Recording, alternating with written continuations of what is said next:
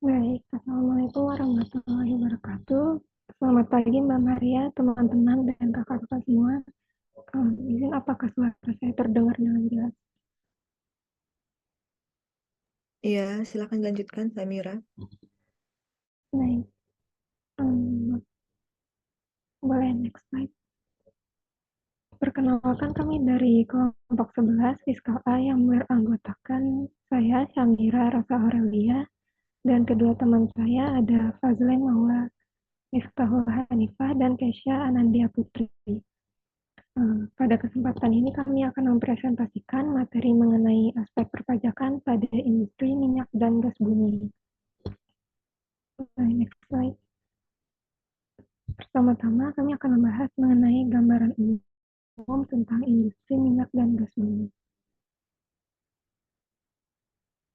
Definisi minyak dan gas bumi sendiri tercantum dalam Undang-Undang Nomor 22 Tahun 2001 tentang minyak dan gas bumi, di mana dalam undang-undang tersebut minyak bumi didefinisikan sebagai hasil proses alami berupa hidrokarbon yang dalam kondisi tekanan dan temperatur atmosfer berupa fase cair atau padat, termasuk aspal, yuli mineral, dan bitumen yang diperoleh dari proses penambangan, tetapi tidak termasuk batu bara atau endapan hidrokarbon lain yang berbentuk padat yang diperoleh dari kegiatan yang tidak berkaitan dengan kegiatan usaha minyak dan gas bumi.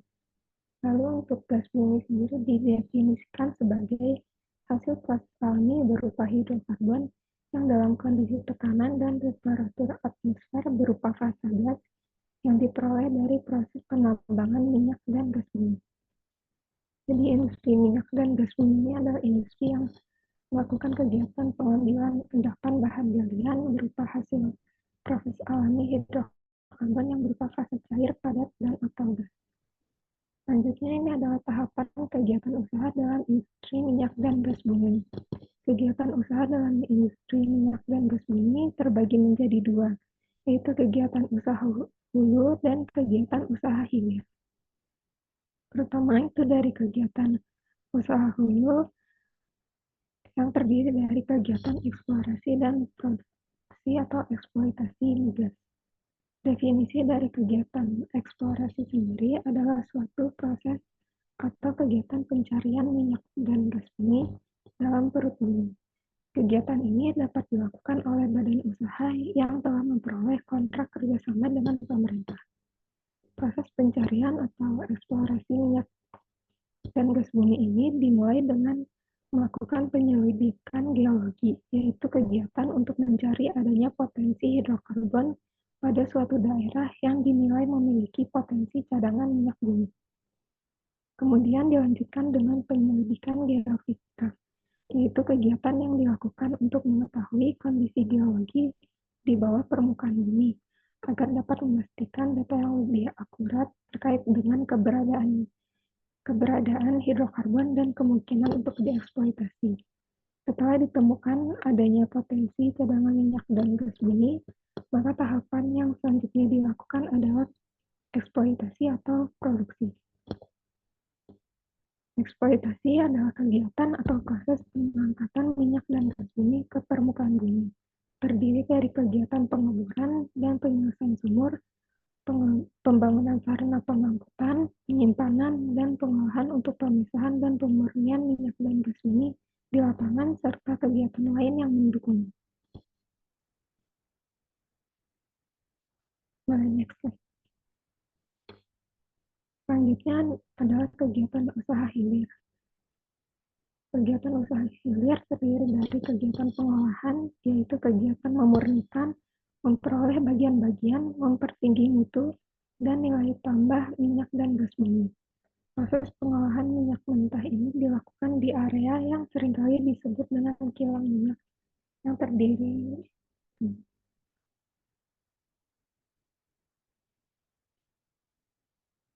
melalui proses pengolahan akan dihasilkan berbagai jenis produk bahan bakar seperti bensin, aftur, dan LPG, serta produk setengah jadi yang dapat digunakan sebagai bahan baku pada industri lain seperti industri petrokimia. Selanjutnya ada kegiatan pengangkutan, yaitu kegiatan pemindahan minyak dan gas bumi dan atau hasil olahannya melalui darat, air, atau udara, termasuk pengangkutan gas bumi melalui pipa transmisi dan distribusi. Kemudian jika pemindahannya menggunakan pipa, maka diperlukan adanya suatu perhatian khusus seperti pemilihan jenis pipa yang sesuai dengan fraksi yang akan dialirkan di dalamnya. Selanjutnya ada kegiatan penyimpanan, yaitu kegiatan penerimaan, pengumpulan, penampungan, dan pengeluaran minyak dan gas bumi, dan atau hasil olahannya pada lokasi penyimpanan yang dapat berada di atas dan atau di bawah permukaan tanah dan atau permukaan air. Kemudian terakhir ada kegiatan niaga, yaitu kegiatan pembelian, penjualan, ekspor, dan impor minyak dan gas bumi dan atau hasil olahannya. Kegiatan niaga ini dapat digolongkan menjadi dua, yaitu usaha niaga umum serta usaha niaga terbatas.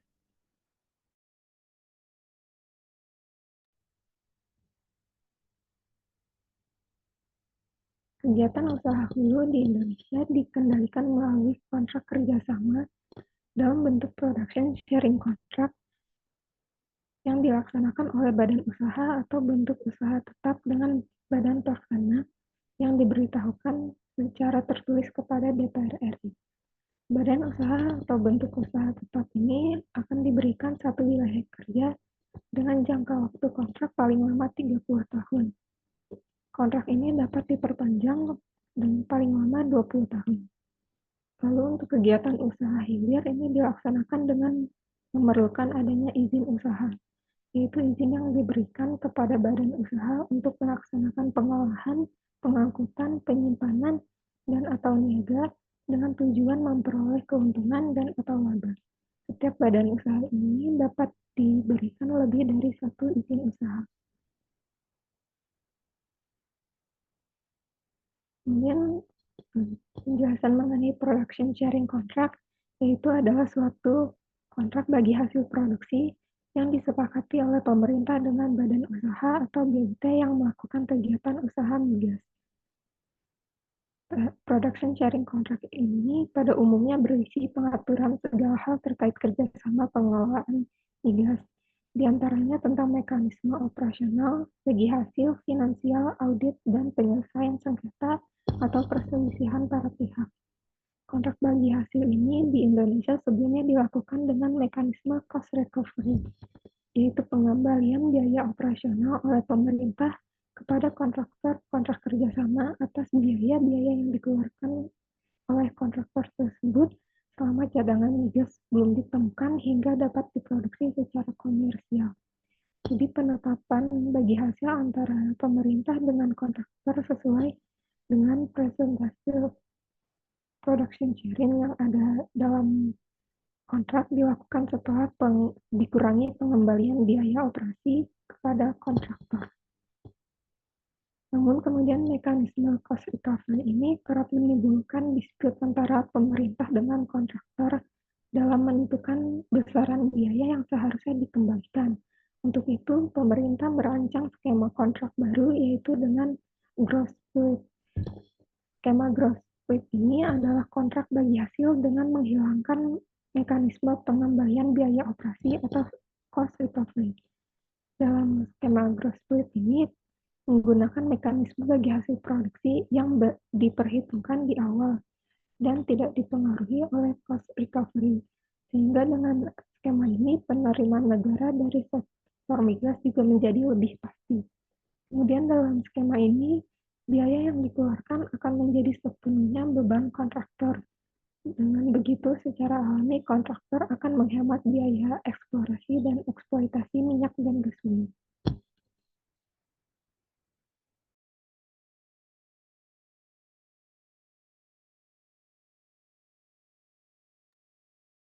Oke, selanjutnya kita akan bahas terkait aspek perpajakan dari industri minyak dan gas bumi.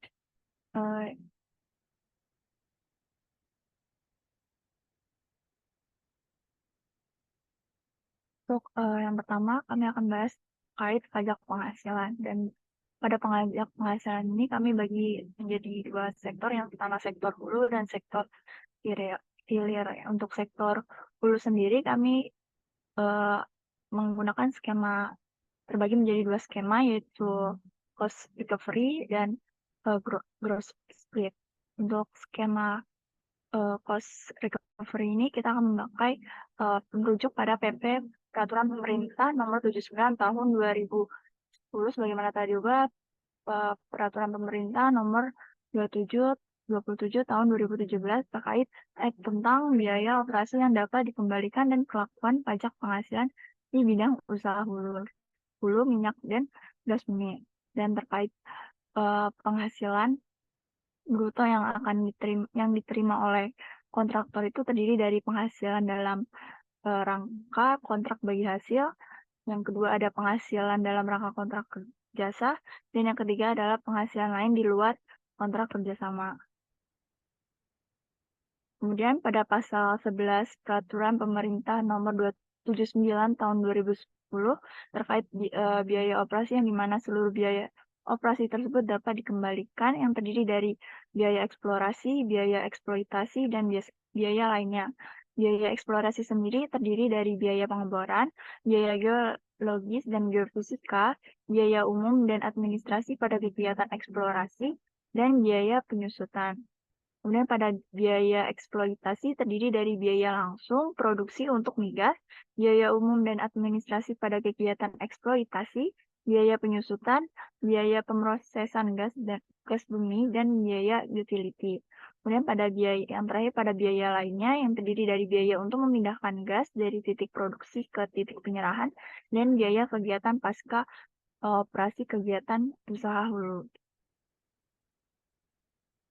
Nah, berikut ini terkait perhitungan penghasilan bruto dalam rangka kontrak bagi hasil, di mana pertama ada nilai realisasi minyak dan atau gas bumi bagian kontraktor dari equity share dan FTV share, kemudian ditambah minyak dan atau gas bumi yang berasal dari pengembalian biaya operasi, kemudian ditambah minyak dan atau gas bumi tambahan yang berasal dari pemberian intensif atau karena hal lain, kemudian dikurangi nilai realisasi penyerahan DMO minyak dan atau gas bumi, kemudian ditambah imbalan DMO, dan terakhir ditambah varian harga atas listing.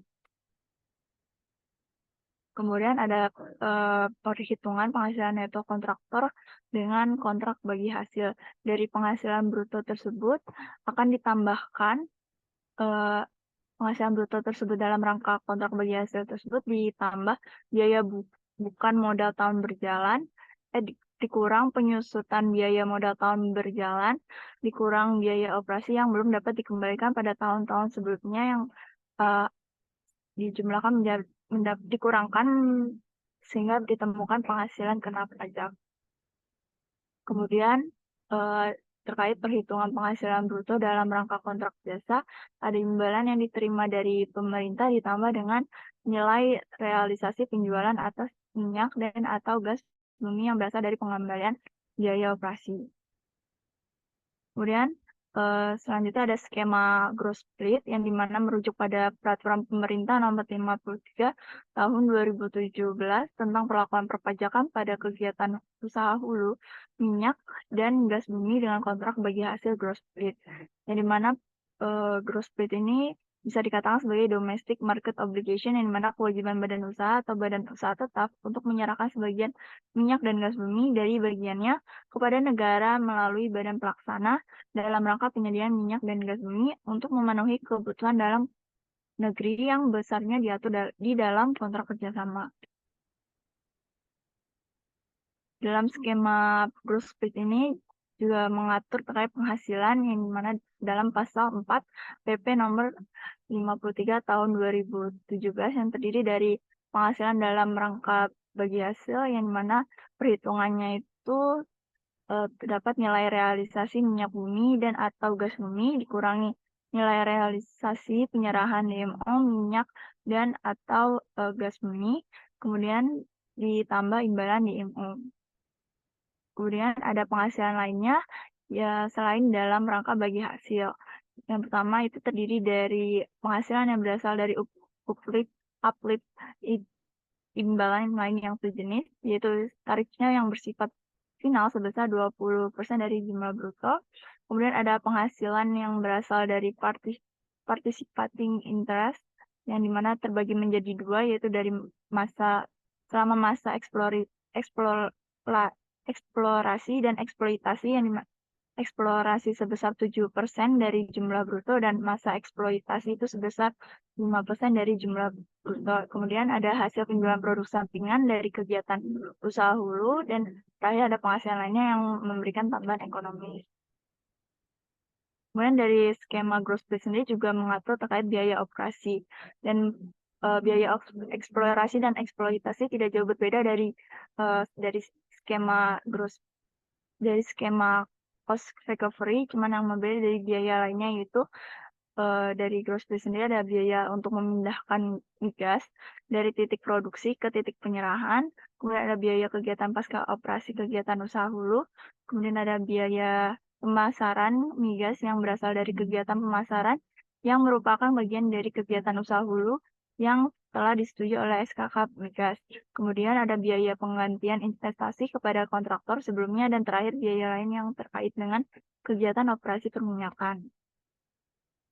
Adapun perhitungan pajak penghasilannya dari skema gross profit ini, yaitu penghasilan dalam rangka bagi hasil migas atau penghasilan lainnya ditambah penghasilan pasal 4 ayat 3 huruf C dan D, kemudian dikurangi biaya pengurang, kemudian dikurangi kompensasi kerugian, yaitu maksimal 10 tahun secara berturut-turut, sehingga dihasilkan penghasilan kena pajak, kemudian dikalikan tarif PPh badan sebesar 22%.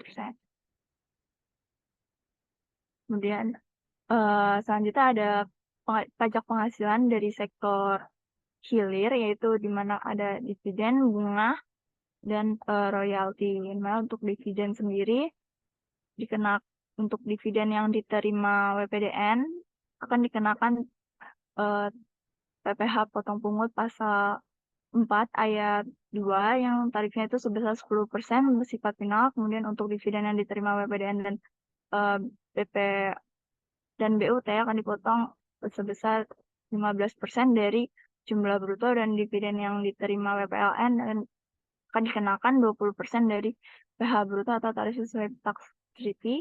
Kemudian untuk bunga sendiri, untuk objek pajaknya itu ada bunga yang dibayarkan kepada WPDN akan dikenakan 20% bersifat final. Kemudian ada bunga pinjaman melalui WPOP dan WP Badan akan dikenakan 15% dari jumlah bruto. Kemudian yang terakhir ada bunga yang dibayarkan kepada WPLN akan dikenakan 20% dari PH bruto atau tarif sesuai tax treaty. Kemudian ada royalti, yaitu royalti yang dibayarkan kepada WPDN dan BUT yang dikenakan 15% dari jumlah bruto, dan bunga yang dibayarkan kepada WPLN akan dikenakan 20% dari PH bruto atau tarif sesuai tax treaty. Dan untuk PPh badan ini pada sektor hilir migas ini akan dikenakan tarif 22%. Apabila kita lihat dari penjelasan terkait sektor pajak penghasilan yang dikenakan pada sektor hulu dan sektor hilir ini, sektor hulu ini tergolong lebih kompleks karena harus memperhatikan beberapa komponen yang ada di dalam kontrak antara kontraktor dengan pemerintah Indonesia. Sedangkan untuk yang sektor hilir ini perhitungan penghasilan kena pajaknya itu sama dengan penghasilan kena pajak pada industri-industri lainnya. Kemudian ada pajak pertambahan nilai, di mana pada pasal 4A ayat 2 huruf A Undang-Undang Nomor 42 tahun 2009 itu minyak dan gas itu merupakan barang yang tidak dikenakan pajak atau non BKP. Kemudian pada Undang-Undang Nomor 7 tahun 2021 atau Undang-Undang HPP ini pasal tersebut dihapus. Kemudian sehingga dapat dikatakan minyak dan gas bumi ini menjadi objek PPN yang mendapatkan fasilitas dibebaskan sesuai pasal 16B Junto PP nomor 49 tahun 2022. Jadi mana apabila BKP yang mendapatkan fasilitas dibebaskan, maka pelaku usaha dari industri migas ini harus wajib mengukuhkan menjadi PKP dan melaporkan membuat faktur pajak. Kemudian boleh Selanjutnya ada pajak bumi dan bangunan. Nah, objek dari PBB ini diatur di PMK nomor 186 tahun 2019 Junto PMK nomor 234 tahun 2022. Dan terbagi dua, ada permukaan bumi onshore dan permukaan bumi offshore. Nah, di onshore ini ada 5 areal. Ada areal produktif, ada areal belum produktif, areal tidak produktif, areal pengaman, dan areal emplacement. Nah, areal produktif ini merupakan areal yang digunakan untuk produksi migas. Kemudian areal belum produktif ini merupakan areal yang belum diusahakan. Kemudian areal tidak produktif ini merupakan areal yang tidak dapat dan telah selesai diusahakan. Areal pengaman merupakan areal pendukung dan pengaman, dan areal emplacement adalah areal bangunan dan fasilitasnya. Bisa di next.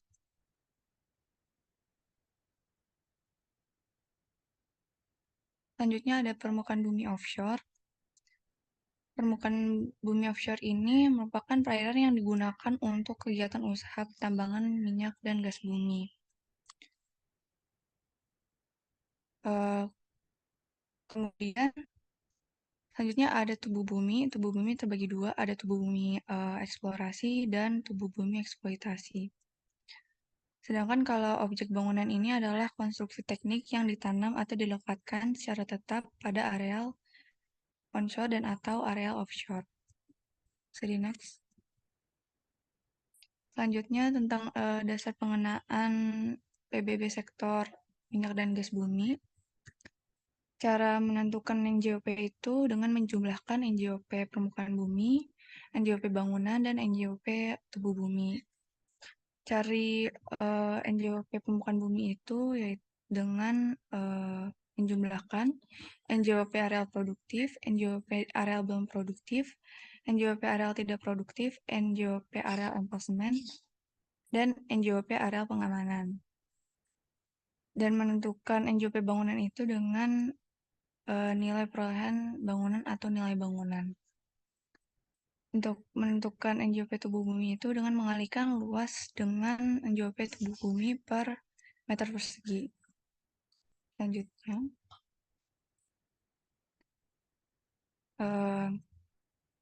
ini merupakan ilustrasi dari nilai bumi. Ini terbagi dua ya, ada areal onshore, yaitu ada areal produktif, areal belum produktif, areal tidak produktif, areal emplacement dan pengamanan. Di sebelah kiri juga ada areal offshore. Nah, nilai bumi per meter persegi ini masing-masing per area itu telah ditentukan. Di area onshore ditentukan dengan membagi total nilai bumi dengan total luas area onshore. Nah, total nilai bumi ini merupakan jumlah dari perkalian luas masing-masing areal dengan nilai bumi per meter persegi masing-masing areal. Di mana nilai bumi per meter persegi untuk areal belum produktif dan areal emplacement itu ditentukan dengan perbandingan harga tanah sejenis. Sedangkan untuk areal produktif, tidak produktif, dan areal pengamanan ini ditentukan melalui penyesuaian terhadap nilai bumi per meter persegi untuk areal belum produktif.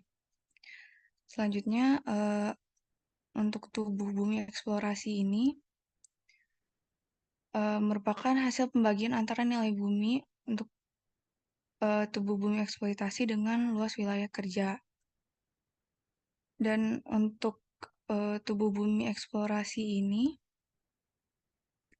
sesuai dengan ayat 3 huruf A Keputusan DJP nomor 185 tahun 2020, yaitu dengan mengalihkan luas dengan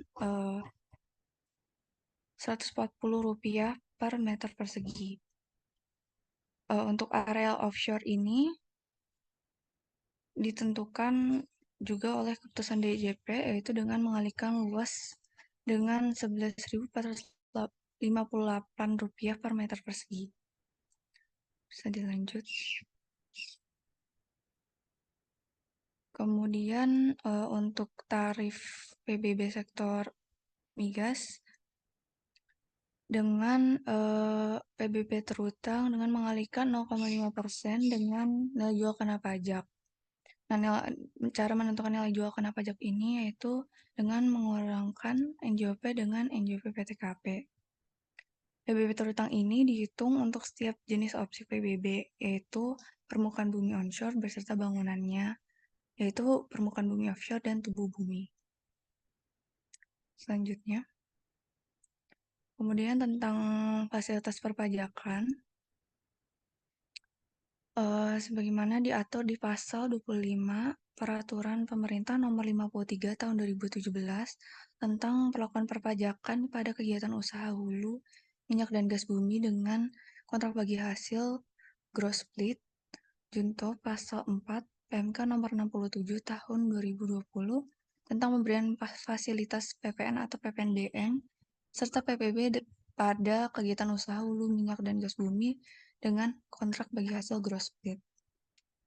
Pada tahap eksplorasi dan eksploitasi sampai dengan saat dimulainya produksi komersial kontraktor diberikan fasilitas perpajakan, yaitu pembebasan pungutan biaya masuk atas impor barang yang digunakan dalam rangka operasi perminyakan. Kemudian tidak dilakukan pemungutan pajak penghasilan pasal 22 atas impor barang yang telah memperoleh fasilitas pembebasan dari pungutan biaya masuk. Dan terakhir yaitu pengurangan PBB sebesar 100% dari pajak bumi dan bangunan minyak dan gas bumi terutang yang tercantum dalam SPPT. Selanjutnya terkait studi kasus industri migas. Mengambil dari putusan Pengadilan Pajak Nomor PUT 109/143/6 M2A tahun 2008, pokok sengketanya yaitu ketidaksetujuan pemohon banding atau WP terhadap koreksi yang dilakukan terbanding atau fiskus dengan menggunakan tarif sebesar 20% sesuai ketentuan UU PPH dan aturan pelaksanaannya, serta kontrak bagi hasil produksi atau production sharing contract, sementara WP menggunakan tarif 10% sesuai ketentuan P3B. Menurut pendapat terbanding, WP yang menjalankan usaha di bidang pertambangan migas berdasarkan kontrak bagi hasil, pajaknya itu dihitung sesuai ketentuan dalam kontrak bagi hasil. Kemudian berdasarkan PSC antara Pertamina dengan RTI Ltd Bahamas dan QWE Company USA, tarif P3B dikecualikan untuk penghasilan yang diterima dari kegiatan pertambangan migas sebagaimana diatur dalam P3B Indonesia USA. Sementara antara Indonesia dengan Bahamas belum ada ketentuan P3B. Jadi next. Kemudian menurut pendapat pemohon banding, mengungkapkan ketidaksetujuan terhadap penggunaan tarif 20% dalam kasus ini, karena perpajakan internasional menggunakan prinsip lex specialis yang mana ketentuan P3B didahulukan dari ketentuan pajak domestik, serta penandatanganan PSC antara Pertamina dengan RTI Ltd dengan QWE Company itu sudah dilakukan sejak tahun 1993, yang mana sebelum berlakunya ketentuan tax treaty di tahun 95. Terus berdasarkan pertimbangan majelis tidak setuju dengan argumen pemohon banding yang menyatakan bahwa PSC merupakan ketentuan khusus atas UU PPH, karena PSC tidak mengatur sendiri ketentuan-ketentuan material, tapi justru menunjuk pada UU PPH dan aturan pelaksanaannya. Kemudian terdapat ketentuan P3B yang mengecualikan berlakunya P3B untuk PSC, artinya tarif branch profit tax yang lebih rendah dalam P3B tidak berlaku dalam hal BUT yang melakukan kegiatan usaha di bidang migas.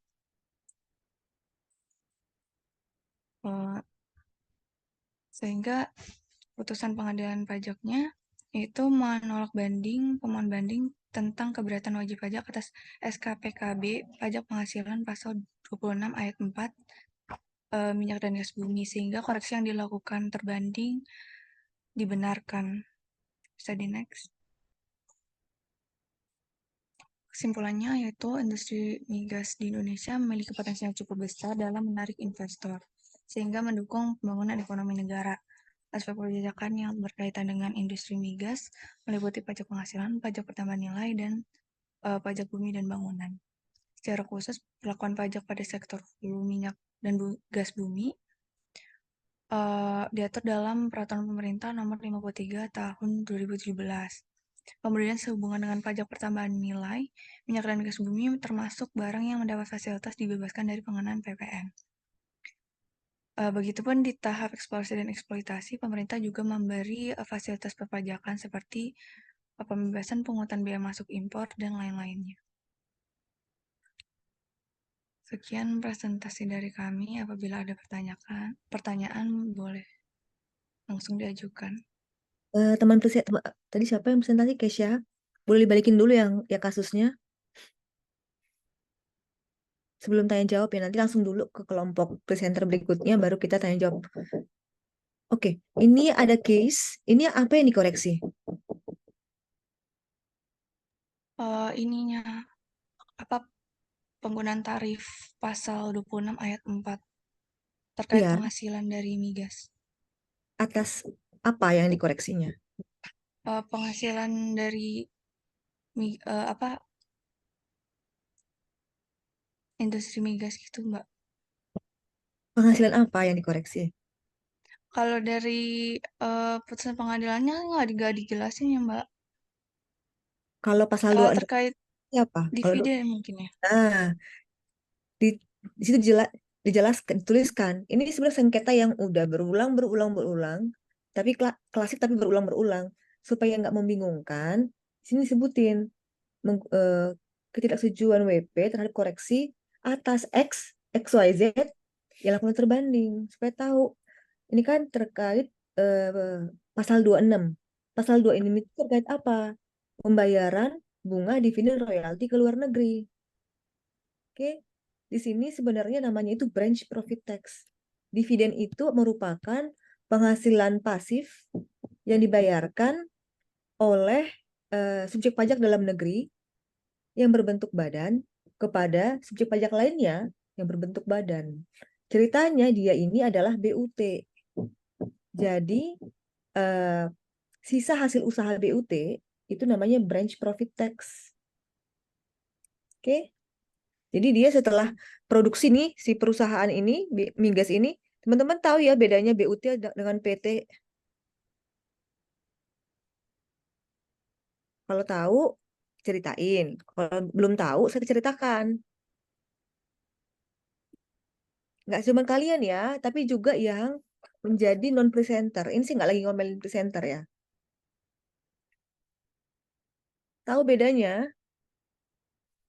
Tahu Mbak, Ya, bedanya apa? kalau BUT teritorial, kalau misalkan eh, PT Worldwide melakukan apa penghasilannya. Ya, exactly. Kata kuncinya di situ.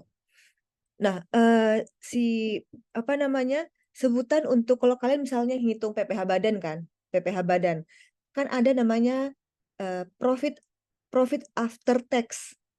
Jadi udah paling bawah-bawah tuh PPh perhitungan net profit, kemudian pajak, baru profit after tax. Ketika itu didistribusikan kepada pemegang saham, namanya adalah dividen. Tapi kan bisa juga yang beroperasi itu adalah BUT. Nanti BUT ini kan akan menghitung penghasilannya. Nanti penghasilan bersih setelah pajak, net profit after tax, namanya itu branch profit tax. Di sengketa ini yang menjadi masalah adalah branch profit tax-nya sebenarnya. Branch profit tax yang ditransfer ke perusahaan induknya. Ini di mana dia? Pertamina dan USA.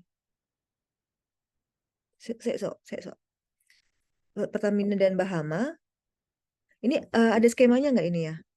PSC antara Pertamina dan RYT Limited di Bahama dan QVA Company USA. Nah, mungkin nanti untuk itunya ya, untuk papernya, untuk penyempurnaan nanti digambarin. Yang bersengketa ini antara USA dengan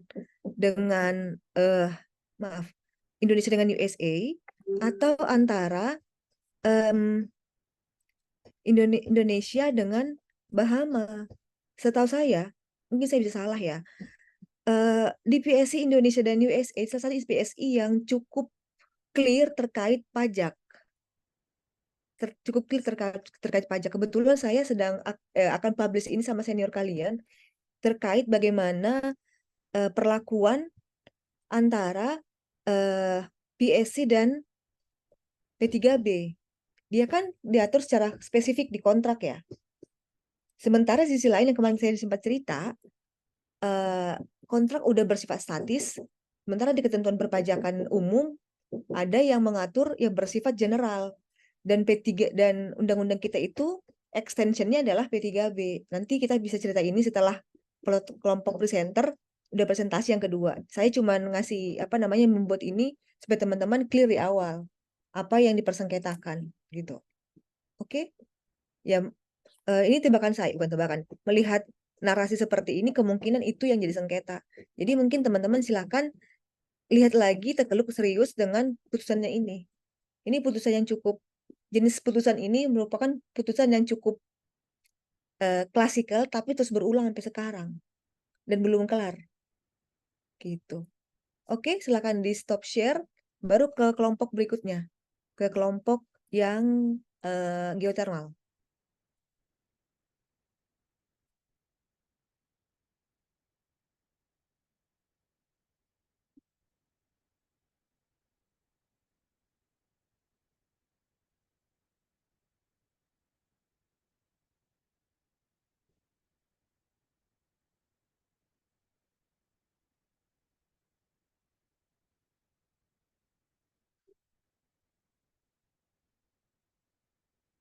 Oke, sebelum saya memulai presentasi, saya izin lempar pantun dulu ya Mbak, biar kita Boleh. semua dalam keadaan semangat nih pagi-pagi. Oke, hujan turun di Bukit Tinggi, jalan sendiri, jalan sendiri menunggu pacar. Assalamualaikum, selamat pagi. Moga presentasi hari ini berjalan dengan lancar. Amin.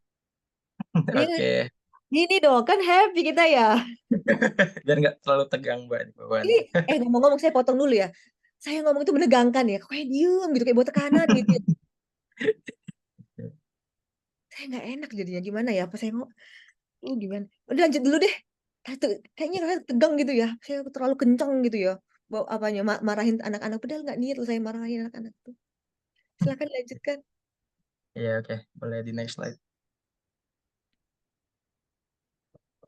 Oke, perkenalkan saya sendiri Ferdian Sejari dan kedua anggota saya ada Alvina Rizky Cindy dan Maritza Fidela Aurelia Nur Ahmad.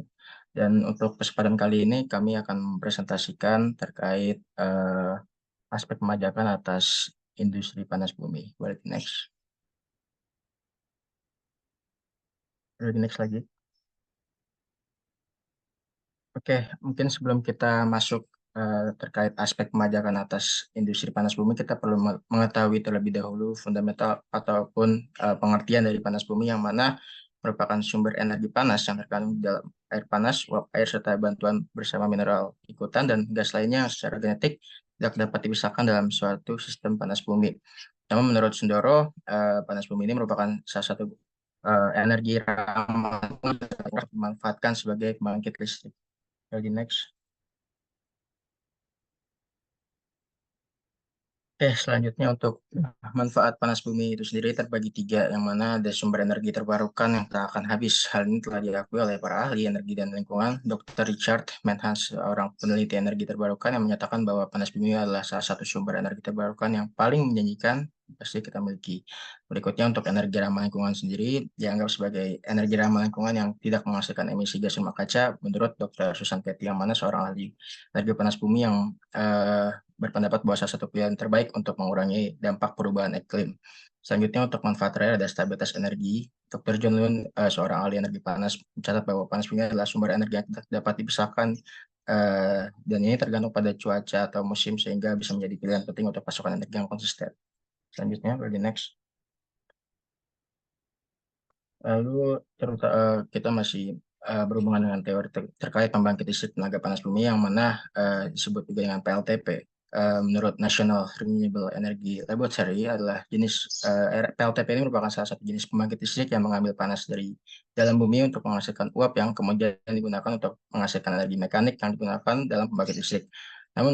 Namun menurut US Department of Energy, PLTP adalah pembangkit listrik yang menggunakan panas bumi alami yang terdapat di dalam bumi untuk menghasilkan uap air atau cairan kerja lainnya, yang kemudian digunakan untuk memutar turbin dan menghasilkan listrik. Next. Oke, masih berhubungan dengan teori kegiatan usaha panas bumi di Indonesia. Berdasarkan Peraturan Menteri RI Nomor 59 Tahun 2007, kegiatan usaha panas bumi adalah salah satu kegiatan yang bertujuan untuk menemukan sumber daya panas bumi sampai dengan pemanfaatannya, baik secara langsung maupun tidak langsung. Pemanfaatan langsung yang dimaksud adalah kegiatan usaha pemanfaatan energi dan atau fluida panas bumi untuk keperluan non-listrik, baik untuk kepentingan umum maupun untuk kepentingan pribadi. Sedangkan manfaat tidak langsung yang dimaksud untuk tenaga listrik, yaitu pemanfaatan energi panas bumi untuk pembangkit tenaga listrik, baik untuk kepentingan baik umum maupun kepentingan sendiri. Selanjutnya, next. Selanjutnya masih berkaitan dengan teori potensi pasar panas bumi. Pendapat Ari atau Kotler berpendapat bahwa potensi pasar merupakan batas yang didekati oleh permintaan ketika pengeluaran pemasaran industri mendekati tak terhingga untuk lingkungan yang telah ditentukan. Indonesia akan mengalami kesulitan untuk mengejar pertumbuhan ekonomi yang berkualitas jika tidak ditopang oleh ketersediaan pasokan listrik yang handal dan ramah lingkungan, ditambah pasokan energi batu bara dan minyak menurun membuat Indonesia menghadapi ancaman krisis energi listrik terutama. Coba the next. Oke, terakhir ada untuk kerangka teori yang terakhir terkait tentang tren investasi ESG pada energi baru terbarukan atau EBT. Dengan tujuan utama untuk tetap menjaga keberlangsungan hidup generasi di masa depan, terutama dalam praktik bisnis maupun operasional, kini mulai banyak perusahaan yang mulai mengimplementasikan aspek berbasis ESG yang mengedepankan keseimbangan lingkungan, sosial, dan tata kelola dalam operasinya. Menurut MSCI, Morgan Stanley Capital International, ESG terdiri dari 3 pilar, yakni environmental, sosial, dan tata kelola perusahaan atau governance. Di samping faktor keuangan dalam proses pengambilan keputusan dan pengedaraan investasi berbasis ESG ini juga disebut sebagai investasi yang berkelanjutan dan bertanggung jawab secara sosial dan mengedepankan faktor lingkungan supaya terjaga kelestarian dan keanekaragaman hayatinya. Oke, next, rekan saya. Selanjutnya ada model bisnis panas bumi. Yang pertama itu ada skema operasinya. Itu yang di operasi PLTP ini ada beberapa langkah yang dilakukan untuk mengonversi panas bumi jadi energi listrik. Itu langkah pertama itu menggali sumur di titik panas bumi yang telah dilakukan eksplorasi. Terus ada 2 jenis sumur yang digali di skema ini yaitu production well sama injection well. Kalau production well itu sumur yang digali untuk memompa cairan panas bumi. Sumur itu digunakan untuk menampung dan mengeluarkan uap atau cairan panas dari dalam bumi keluar. Sementara itu, kalau sumur injection well merupakan sumur yang digunakan untuk mengembalikan cairan panas bumi yang telah digunakan. Terus sumur ini juga digunakan untuk memasukkan air dingin kembali ke dalam penampung panas bumi. Cairan panas bumi dalam suhu tinggi itu dipompa dan mengalir melalui pipa-pipa dari production well untuk selanjutnya diproses menjadi energi listrik. Selanjutnya, ketika cairan panas bumi telah mencapai ke permukaan, tekanan akan menurun sehingga menyebabkan cairan tersebut berubah jadi uap. Terus nanti uapnya akan memberikan energi mekanikal untuk memutar turbin yang akan menggerakkan generator secara langsung.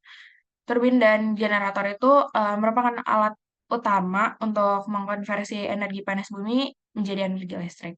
Terus langkah terakhir, uap yang telah digunakan akan didinginkan di menara pendingin atau kondensor dan dikondensasikan kembali dalam bentuk cairan. Dan cairan yang telah didinginkan dipompa kembali ke dalam tanah melalui yang sumur injection well tadi untuk selanjutnya digunakan kembali di proses ini. Perusahaan PLTP itu memiliki beberapa aktivitas bisnis berdasarkan bidang usahanya, yaitu menjalankan usaha di bidang pengusahaan panas bumi di dalam negeri serta usaha lain yang terkait. Yang pertama ada melaksanakan kegiatan eksplorasi panas bumi. Itu meliputi survei geologi, geofisika, geokimia, prastudi kelayakan, dan pembebasan lahan. Tujuannya untuk memperoleh informasi mengenai kondisi geologi di bawah permukaan untuk menemukan dan mendapatkan perkiraan cadangan panas bumi. Yang kedua ada melaksanakan kegiatan eksploitasi panas bumi. Itu merupakan rangkaian kegiatan pada wilayah kerja tertentu yang meliputi pengeboran, production well, dan injection well. Pembangunan fasilitas lapangan dan penunjangnya, dan kegiatan operasi produksi panas bumi. Yang ketiga ada melaksanakan kegiatan pemanfaatan panas bumi. Itu meliputi pemanfaatan langsung dan tidak langsung. Pemanfaatan langsung merupakan kegiatan usaha pemanfaatan energi panas bumi untuk keperluan non-listrik dan mengusahakan panas bumi tanpa melalui proses perubahan dari energi panas menjadi energi listrik. Sedangkan pemanfaatan tidak langsung itu merupakan kegiatan usaha pemanfaatan energi panas bumi untuk pembangkit tenaga listrik yang mengusahakan panas bumi melalui proses pengubahan dari energi panas menjadi energi listrik. Dan yang keempat ada melaksanakan kegiatan niaga yang meliputi kegiatan pembelian dan penjualan uap dan BRIN, termasuk niaga energi listrik yang dihasilkan perseroan. Perusahaan panas bumi itu bergerak sebagai independent power producer atau merupakan special purpose company untuk melaksanakan perjanjian jual beli listrik dengan PLN sebagai single buyer, serta untuk mengembangkan, membangun, memiliki, dan mengoperasikan pembangkit listrik. Harga patokan tertinggi untuk pembelian tenaga listrik dari PLTP itu ditentukan berdasarkan commercial operation date atau tanggal PLTP mulai beroperasi dan letak wilayah PLTP.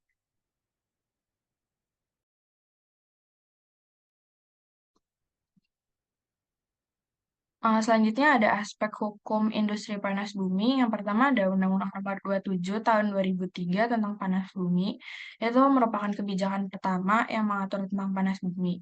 Di dalam undang-undang ini, pemanfaatan energi panas bumi dikategorikan sebagai kegiatan penambangan atau pertambangan. Kemudian peraturan ini dicabut dengan adanya Undang-Undang Nomor 21 Tahun 2014 tentang panas bumi. Yang kedua ada Undang-Undang Nomor 21 Tahun 2014 tentang panas bumi yang mengatur pemanfaatan panas bumi di Indonesia secara lebih komprehensif dan tercantum tujuan penyelenggaraan pemanfaatan panas bumi. Dalam undang-undang ini disebutkan bahwa penguasaan panas bumi oleh negara diselenggarakan oleh pemerintah pusat, provinsi, dan kabupaten kota, serta dengan penguasaan berbeda di masing-masing tingkat. Dan penguasaan panas bumi dibagi menjadi dua, yaitu penguasaan panas bumi untuk pemanfaatan langsung dan penguasaan panas bumi untuk pemanfaatan tidak langsung. Dan yang ketiga ada peraturan pemerintah nomor 25 tahun 2021 tentang penyelenggaraan bidang energi dan sumber daya mineral yang merupakan instrumen untuk mengadakan peraturan lebih lanjut untuk melaksanakan undang-undang terkait panas bumi.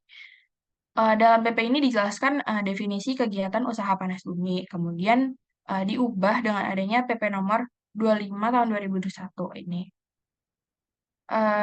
Disebutkan bahwa badan usaha yang melakukan pengusahaan panas bumi untuk pemanfaat tidak langsung yang tidak memiliki IPB itu izin panas bumi, dia akan dikenai sanksi administratif berupa penghentian sementara sebagian atau seluruh kegiatan dan denda sebesar 10 miliar. Sedangkan untuk pemegang IPB, tapi tidak melakukan pengusahaan yang menggunakan izin sesuai dengan peruntukannya, dikenai sanksi administratif berupa penghentian sementara sebagian atau seluruh kegiatan dan denda sebesar 50 miliar.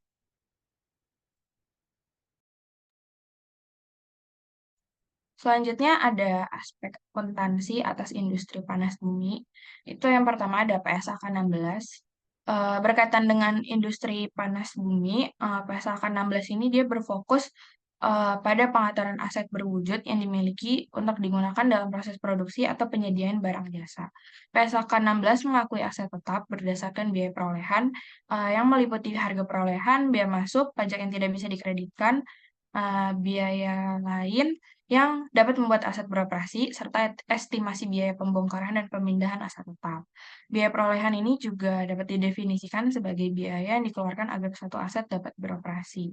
Dalam PSAK 16 dijelaskan mengenai tiga model pengukuran aset tetap, yaitu model biaya, model revaluasi, dan model penyusutan, yang dapat dilakukan dengan menyusutkan nilai aset menggunakan 3 metode, yaitu straight line method, double declining method, dan sum of unit method. Terus yang kedua ada PSAK 47, ini dia mengatur perlakuan akuntansi dan pelaporan sebagai beban tangguhan dan amortisasinya. Sebenarnya umumnya tanah itu masuk ke aset tetap, yang pengaturan itu menggunakan PSAK 16. Tapi dalam penggunaannya tetap dibutuhkan adanya PSAK 47, karena di PSAK 47 terdapat pengaturan mengenai tanah yang tidak bisa disusutkan dengan syarat. Yang pertama, kondisi kualitas tanah tidak layak lagi untuk digunakan untuk operasi utama entitas. Terus yang kedua, sifat operasi utama meninggalkan tanah serta bangunan begitu saja jika proyek telah selesai. Dan yang ketiga, kepastian manajemen bahwa perpanjangan atau pembaruan tidak pasti diperoleh. Kemudian, ketika tanah disusutkan, tanah akan diberikan dengan dasar nilai perolehan yang sesuai dengan revaluasi tanah ataupun PSAK mengenai penurunan nilai aset yang dikurangi dengan penyusutan secara keseluruhan. Selanjutnya ada PSAK 64. Ini PSAK 64 ini menggantikan berlakunya PSAK 29 tentang akuntansi minyak dan gas bumi, serta beberapa ketentuan lain mengenai aktivitas eksplorasi, pengembangan, dan konstruksi yang sebelumnya diatur di PSAK 33 tentang akuntansi pertambangan umum. PSAK ini dia memiliki pendekatan yang berbeda dalam mencatat biaya eksplorasi dan evaluasi sumber daya mineral. Melalui PSAK 64 ini diatur 4 hal penting, yaitu pengakuan, pengukuran, penyajian, dan pengungkapan. Dalam PSAK 64 juga mengatur beberapa hal mengenai aktivitas eksplorasi dan evaluasi pada pertambangan sumber daya mineral. Terus yang keempat ada PSAK 68, itu fokus pada pengaturan mengenai nilai wajar aset atau liabilitas ketika akan dijual.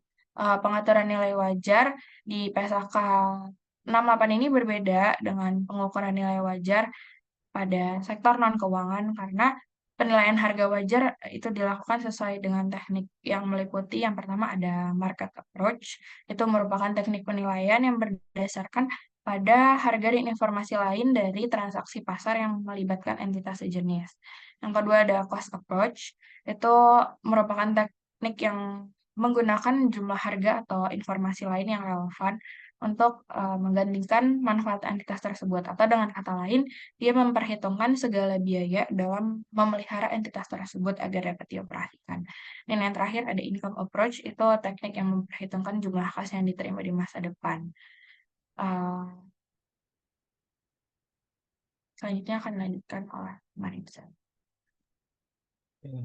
Masih berkaitan dengan aspek perpajakan atas panas bumi yang mana ditinjau dari pajak penghasilan atau treatment pajak penghasilan terhadap aspek pajak panas bumi, yang mana dalam pasal 1 angka 4 PMK nomor 90 PMK 02 tahun 2017 penerimaan bersih atau net operating income adalah penghasilan yang diterima atau diperoleh pengusaha dalam 1 tahun pajak setelah dikurangi dengan biaya-biaya untuk mendapatkan, menagih, dan membayar, atau kita bisa bilang 3M, sebagaimana dimaksud dalam pasal 6 nomor 36 tahun 2008 tentang pajak penghasilan untuk pemegang kuasa pengusahaan sumber daya panas bumi dan pemegang izin pengusahaan sumber daya panas bumi, dan untuk kontraktor kontrak operasi bersama atau joint operation contract. Boleh di next. Lalu untuk PPN industri panas bumi sendiri, yaitu sebagaimana yang telah diatur dalam pasal 2 ayat 2 dan ayat 3 huruf M PMK nomor 137 garis miring PMK 010 tahun 2018 yang berbunyi menyimpang dari ketentuan sebagaimana dimaksud pada ayat 1 atas impor sebagian barang kena pajak yang dibebaskan dari pungutan biaya masuk tidak dipungut pajak pertambahan nilai atau pajak pertambahan nilai dan pajak penjualan dan atas barang mewah, yaitu barang yang dibebaskan dari pungutan biaya masuk, yaitu barang yang dipergunakan untuk kegiatan pengusahaan panas bumi untuk pemanfaatan tidak langsung meliputi eksplorasi, eksploitasi, dan pemanfaatan. Dalam hal ini, PPN pada industri panas bumi bersifat tidak dipungut. Artinya pajak masukan yang dia bayar atas perolehan BKP atau barang kena pajak atau perolehan dari JKP ini yang atasnya penyerahannya tidak dipungut PP yang dapat dikreditkan. Maka dari itu atas impor barang operasi atau PP yang dibayarkan perusahaan panas bumi saat membeli barang atau jasa kena pajak tetap dapat dikreditkan sebagai pajak masukan, dan perusahaan tidak diberi kewajiban untuk memungut PPN atas penyerahan barang atau jasa kena pajak. Next.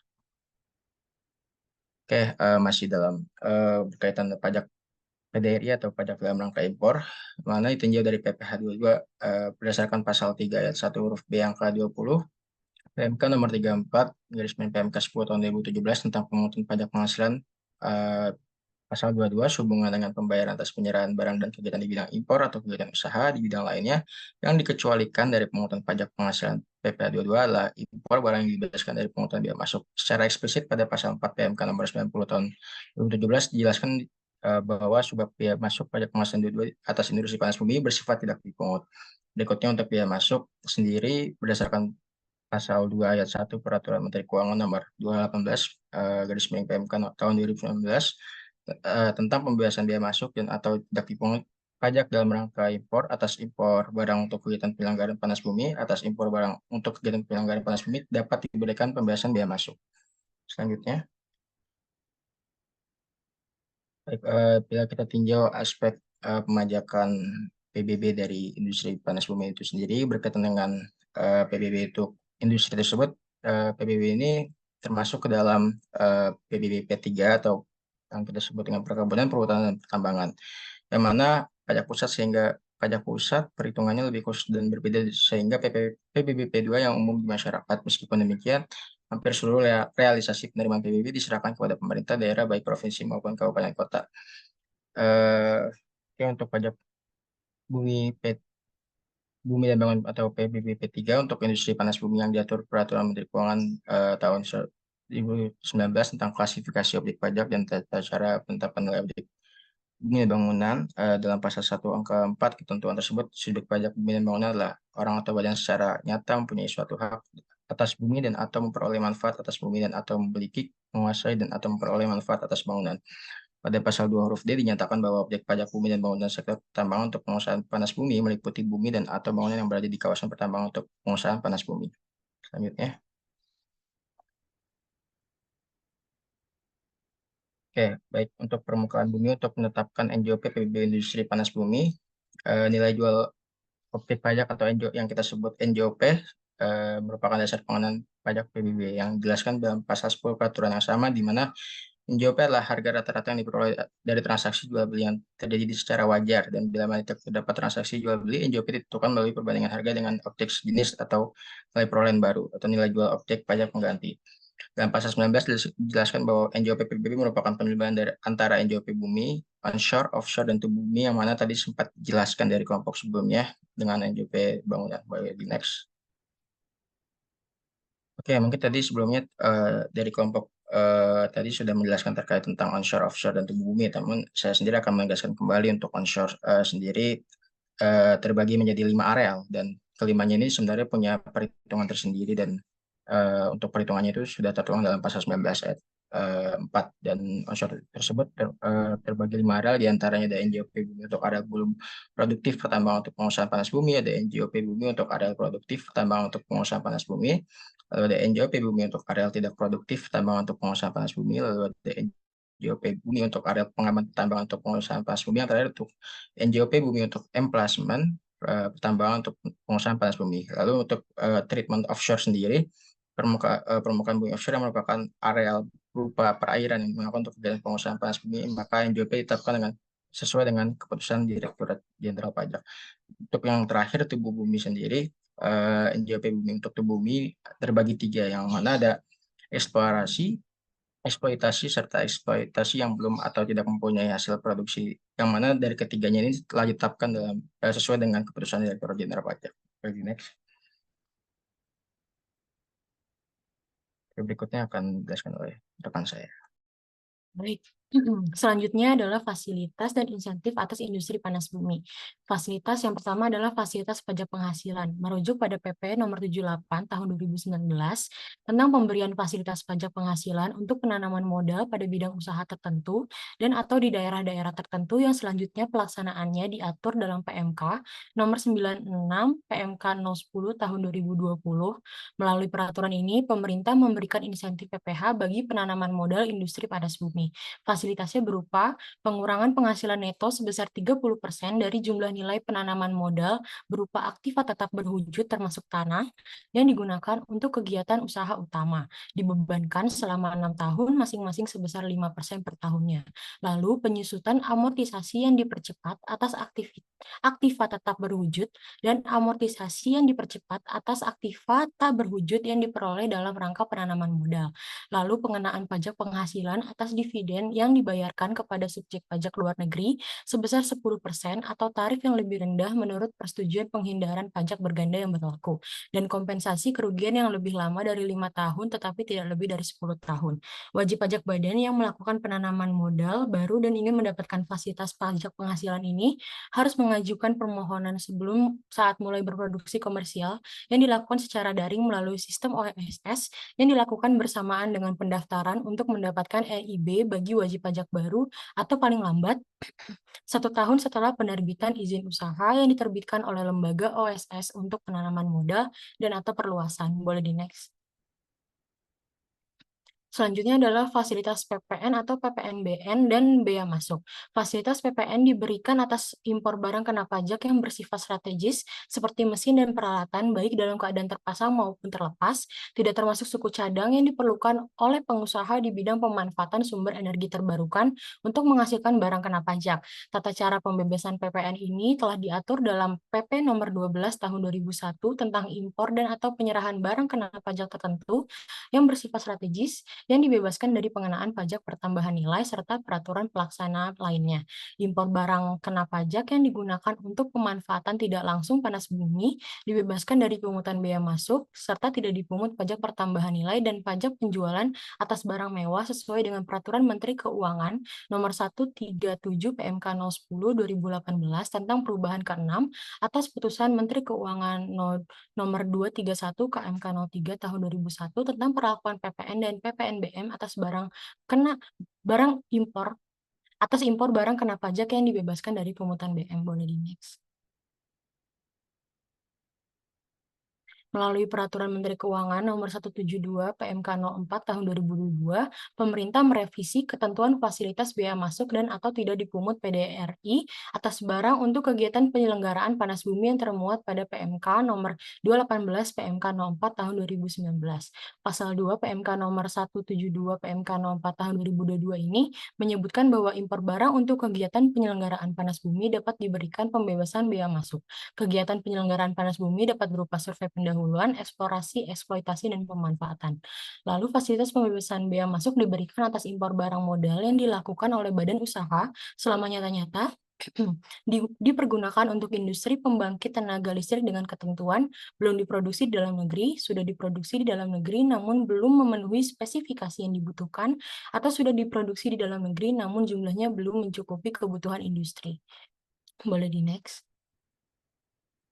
Selanjutnya adalah studi kasus putusan nomor 4019B PKPJK 2019 antara Direktorat Jenderal Pajak sebagai pemohon banding dan PT OTP Geothermal Services Indonesia sebagai terbanding. Boleh di next. Pokok sengketanya adalah perbedaan perhitungan pajak pertambahan nilai atas jasa luar negeri antara terbanding dengan pemohon banding. Menurut terbanding, yaitu PT OTP Geothermal Services Indonesia, pemanfaatan JKP dari luar daerah Pabean adalah sebesar Rp1.421.476.584. Sedangkan menurut pemohon banding, yaitu DJP, pemanfaatan JKP dari luar daerah Pabean hanya sebesar Rp54.484.500, sehingga koreksi yang seharusnya dibatalkan adalah sebesar Rp1.366.992.084. Boleh di next. Putusan pengadilan atas sengketa tersebut adalah mengabulkan seluruhnya banding pemohon banding terhadap keputusan DJP No-Cap 00005 KEB WJP 30 tahun 2017 tentang keberatan WP atas SKPKB PPN barang dan jasa atas pemanfaatan JKP dari luar daerah Pabean atas nama PT OTP Geothermal Services Indonesia. DPP penghitungan PPN JKP dari luar daerah Pabean adalah sebesar Rp54.484.500, lalu koreksi sebesar 1.366.992.084 rupiah dapat dibenarkan. Dan jumlah PPN yang masih harus dibayarkan adalah sebesar 194.112.976 rupiah. Lalu pengadilan pajak menghukum termohon peninjauan kembali yaitu PT OTP Geothermal Services Indonesia untuk membayar denda perkara pada peninjauan kembali sejumlah 2.500.000 rupiah. Lagi next. Sekian presentasi dari kelompok kami. Oke, terima kasih kelompok presenter. Silakan yang non presenter kalau ada yang ingin tanyakan, dikonfirmasi atau ada input silakan. Mungkin bisa stop share dulu. Atau mungkin kelompok presenter ada yang mau dikonfirmasi dulu ke saya. Supaya saya bisa bantu yang mungkin kalian kebingungan. Atau gini deh. Yang tadi migas, boleh dibalikin dulu slide-nya. Yang kelompok pertama. Saya khawatir ini belum cukup familiar sama buat teman-teman. Industri ini karena dia sangat spesifik. Belum cukup familiar buat teman-teman. Saya tidak tahu apakah kalian cukup familiar dengan industri migas, industri ekstraktif. Karena mereka banyak special case di industri ekstraktif ini. Boleh dibalikin dulu tadi yang migas yang ada perhitungan apa tadi? Perhitungan PPh badan. Baik, Mbak, bentar ya. Oke.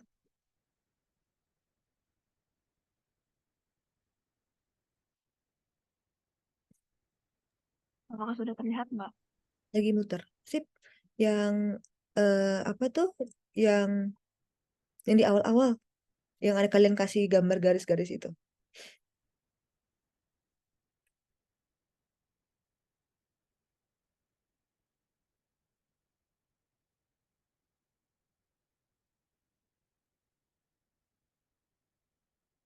Di depan lagi.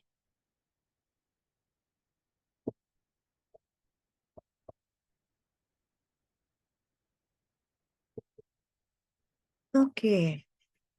Oh, tadi yang tadi. Nah, ini. Ini perhitungan PPh badan untuk PSI. Saya pengen tanya dulu yang kelompok presenter. Kira-kira teman-teman kelompok presenter apakah memahami makna dari garis dari kotak-kotak ini? Sejujurnya saya kurang paham sih, Mbak. Iya, nggak apa-apa. Saya bisa banget mengerti teman-teman sini belum paham. Karena tadi saya sebutkan ini industri sangat spesifik. Ketiga industri ini yang kemarin mungkin saya bukan mungkin saya juga yang nggak informatif ya menyampaikan ke teman-teman sebaiknya migas dulu karena dia yang paling klasik, kemudian baru ke tambang mineral batu bara dan umum, baru ke geotermal karena geotermal itu yang paling belakangan. Tahun 60-an 67 itu kan kemarin saya cerita baru 3 kontrak itu yang disepakatin, migas, kemudian tambang batu bara, kemudian tambang mineral. Nah, tadi kelompok presenter yang geotermal udah cerita juga sebenarnya. Setelah Indonesia semakin menyadari bahwa untuk mendapatkan energi itu sebaiknya yang renewable, akhirnya geotermal menjadi salah satu alternatif. Sehingga di tahun 91 kontrak-kontrak geotermal itu mulai dilelang. Jadi saya nggak ingat ya di sini apakah di kelas sebelah. Kayaknya mending ini deh, mending nanti sejak pertemuan minggu depan digabung aja supaya saya juga ngerasa udah jelasin tapi kayaknya bukan di kelas ini. Jadi suka nyampur gitu. Saya udah pernah jelasin di mana gitu ya. Kemarin kita udah cerita ya. Ada 3 kontrak di awal tahun 67 pengelolaan sumber daya alam. Kemudian 3 kontrak itu menjadi kontrak yang sangat penting. Berikutnya setelah melihat bahwa saat itu kondisinya di tahun 80 akhir tidak bisa lagi energi rely on fossil fuel, yaitu migas dan batu bara, kontrak-kontrak geotermal pun sudah mulai dilelang. Proses pengelolaan sumber daya alam ini awalnya itu ada di kementerian terkait, yaitu di SDM. Pihak SDM ini memetakan mana-mana lahan yang bisa dilelang. Apa yang dilelang? Yang dilelang adalah hak pengelolaannya, ya, bukan tanahnya. Hak pengelolaannya yang dilelang, dan setelah lelang disetujuin, baru kontrak-kontrak ini ditandatangan. Saya tidak tahu apakah saya pernah ceritakan ya, teman-teman kalau lihat 3 kontrak itu, dan terakhir ini yang geothermal, teman-teman akan lihat ada 2 pungutan negara, pungutan pajak dan PNBP. Pada umumnya seperti itu. Pungutan pajak, teman-teman udah tahu pungutan pajak apa aja isinya. Dan pada umumnya pungutan-pungutan pajak ini di kontrak-kontrak klasik udah disettle di kontraknya. Demikian juga pungutan-pungutan negara lainnya. Nah, apa isinya pungutan negara lainnya ini? Yang pertama adalah pembayaran royalti. Royalti atas apa? Royalti atas pengelolaan tanah negara. Kemudian yang kedua, iuran-iuran lainnya. Iuran lain ini macam-macam, tergantung pada jenis penggunaan atau jenis jasa yang pemerintah berikan. Jadi tadi ada termasuk juga pungutan-pungutan non-pungutan pusat. Nah, kira-kira seperti itu. Nah, di kontrak migas, sebenarnya kontrak migas ini ada beberapa generasi. 1, 2, dan 3. Terakhir 1, 2, 3. Terakhir yang gross split. Ada 4 generasi. Yang 3 ini pada umumnya mereka masih menganut yang namanya recovery. Apa recovery? Yang kemarin kita ceritakan. Jadi ketika kontraktor ini mendapatkan hasil atau production, nanti bagian pemerintah itu akan dikurangi dari bagian pemerintah akan dikurangi dari biaya-biaya yang digunakan untuk membeli peralatan. Nah, di sini nilai realisasi minyak dan atau gas bumi bagian kontraktor dari equity share dan FTP share. Apa FTP? FTP adalah first tranche petroleum. Jadi kalau teman-teman bayangin ya, kita lagi ngambil air di sumur. Mana yang paling menyenangkan? Katakan misalnya ambil air di sumur ini ada Zakuan, ada Maritsa, kemudian ada Vergi. Teman-teman harus tahu sumur ya. Atau yang paling gampang gini deh, jangan sumur deh. Siapa tahu udah gak pernah lihat sumur. Tahu kopi tubruk? Ada di bawah endapannya kan? Nah, katakan misalnya saya lagi bikin kopi di 1 teko. Ya. 1 teko kebetulan isinya ini untuk 3 gelas. Adalah 3 orang mahasiswa saya yang mau saya share kopinya. Maritsa, Vergi, dan Zakwan. Orang pertama yang akan saya tuang adalah Maritsa. Orang kedua yang saya tuang adalah Vergi. Orang ketiga yang saya tuang adalah Zakwan. Kira-kira kopi siapa yang paling jernih? Yang paling bagus? Kopinya Maritsa. Kopi Maritsa. Kenapa kopi Maritsa? Kalau saya tuang kopi tubruk, kenapa kopi si Maritsa yang paling jernih? Karena kopinya belum terlalu lama direndam sama bubuk kopinya nggak sih Mbak? Jadi warnanya masih cerah gitu. Itu yang pertama. Yang kedua, kalau kopi tubruk, dia kan makin lama makin ke bawahnya apa isinya? Bubuk kan? Siapa yang paling apes? Yang paling dapat Zakwan. terakhir. Terakhir. Zakwan. Betul, yang paling apes Zakwan. Sama juga dengan proses eksplorasi minyak. Ketika kontrak pertama tahun 67, FTP ini adalah First Tranche Petroleum. Ketika diambil pertama kali, ada bagian yang paling bagus. Ada bagian yang paling bagus. Jadi tentunya yang mendapatkan minyak pertama dan yang udah sekarang dapat sisa, dapat kerak sebenarnya. Pernah ada senior kita fiskal yang pernah bekerja di perusahaan migas, bahkan tahun 80-an aja ketika baru dibor, minyaknya udah mancar gitu loh. Saking gampangnya saat itu. Nah, besarnya produksi realisasi ini tentu akan mempengaruhi equity share. Oke, akan mempengaruhi equity share. Perubahan kontrak-kontrak pertama, kedua, ketiga, dan gross split sebenarnya itu karena apa ada perubahan? Karena hasil produksi. Oke? Karena kan at the end kenapa pemerintah mau sama swasta berkontrak, ya karena akan ada hasil yang mau dibagikan. Kalau hasil yang dibagikan itu udah berubah kondisinya, kontraknya pun perlu diubah, tapi harus dengan kesepakatan bersama. Gitu. Nah, kontrak yang ini, yang kalian buat ini adalah kontrak pay exit generasi terakhir. Di sini ada realisasi migas dan gas bumi bagian dari equity share. Apa equity share? Bagian yang maaf, pertama FTP share dulu. Apa FTP share? FTP share adalah hasil migas yang pertama kali keluar. Itu yang akan dibagi dua, akan di-split. Berapa untuk pemerintah, berapa untuk si kontraktor. Tentu itu bagian yang paling bagus. Punyanya si Maritza. Dan next-nya ada equity share. Hasil eksplorasi berikutnya. Gitu. Dan bisa jadi penjualan atas FTP. Di sini terlihatnya kayaknya nggak ada perbedaan ya. Tapi tentu penjualan FTP share dan produksi berikutnya itu akan berbeda kualitasnya. Sehingga itu harus dibuat clear. Jangan ketika penjualannya bagus ya dapatnya harus bagus. Penjualannya udah agak jelek, pembagiannya juga harus jelek. Oke, itu dulu ya makna pertama ya. Jadi jualan. Yang kedua, minyak atau gas bumi yang berasal dari pengembalian biaya operasi. Ya saya kemarin nggak salah bolak-balik cerita. Jadi ya teman-teman, kayak ngomong gitu kan.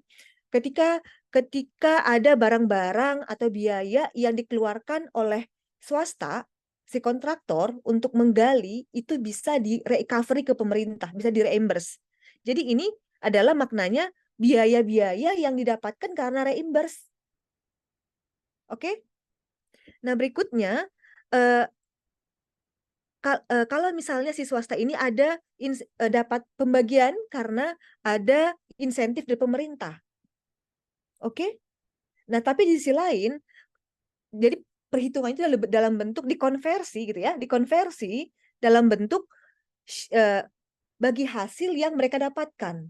Jadi sebenarnya mereka itu akan dapat plus kalau hasilnya ketemu gitu. Kalau ketemu gimana Mbak? Ya mereka nggak dapat apa-apa. Kalau nggak ketemu, item 2 dan 3 ini ya nggak ada gitu. Saya paham? Nah, berikutnya, apa DMO? DMO adalah Domestic Market Obligation. Jadi si kontraktor ini, mau dia batu bara, mau dia minyak, dia punya kewajiban untuk menyediakan supply dalam negeri yang harganya ditentukan oleh pemerintah. Oke? Apa itu DMO? Jadi bisa jadi apa ya? Berarti teman-teman kalau saya ngomongnya ke belepotan silakan ditanyakan ya. Kalau misalnya maaf tadi. DMO adalah kewajiban dari si kontraktor mau baik migas maupun batu bara untuk menyediakan suplai dalam negeri untuk menjaga dalam negeri itu suplai energinya itu selalu terpenuhi. Kan nggak bener ya, sumber daya alam kita dikerokin gitu, tapi dieksporin, dia dapat apa kan gitu ya. Jadi kalau nggak salah ini 30% dari produksi harus DMO, dan harga DMO ini ditentukan oleh pemerintah. Jadi teman-teman mungkin pernah dengar Indonesia pernah jadi anggota OPEC. Ya. Nah, sebelum tahun 83 reformasi perpajakan, kita itu produksi minyaknya tuh besar banget gitu. Dan seringkali mungkin pernah teman-teman dengar oil boom, bukan baby boom ya, oil boom. Apa itu oil boom? Ketika Indonesia sekitar tahun 60-an dan next-nya sebelum tahun 80, sebelum tax reform, mungkin teman-teman sering dengar, tax reform terjadi karena Indonesia nggak bisa lagi mengandalkan migas gitu ya. Nah, sebelum masa itu Indonesia mengalami oil boom, yaitu produksi minyaknya sangat besar dan harganya sangat mahal di pasar internasional. Tapi kan Indonesia punya kewenangan untuk mengatur untuk pasar domestiknya ada harga yang ditentukan oleh pemerintah. Nah, tentunya ada perbedaan antara harga ekspor dan harga DMO. Karena DMO itu harganya dipatok, nggak boleh sekian, nggak boleh di atas sekian. Nah, ini jadi pengurang. Dia loss dari DMO. Misalnya nih ya, di luar dia punya produksi 10 ya. 3 harus dalam negeri disuplai, diekspor 7. Harga diekspor, katakan per barelnya harga ekspor per barel itu adalah $20 per barel misalnya. Di DMO cuma dikasih $5 per barel. Oke? Jadi sebenarnya dia itu di sini ada loss sekitar $15 per barel dan mendapatkan DMO sebesar DMO dari pemerintah dibayar ke mereka, pemerintah membeli melalui Pertamina membeli produksinya mereka sebesar 5, yaitu besarnya DMO. Nah, berikutnya apa ini varian harga lifting? Nah, tadi kan ketika teman-teman saya tuang kopi, kan ada yang bagus, ada yang nggak terlalu bagus, ada yang apes kayak punya Zakuan. Ini kan harganya tentu beda-beda. Dan nanti itu kan diperhitungkan.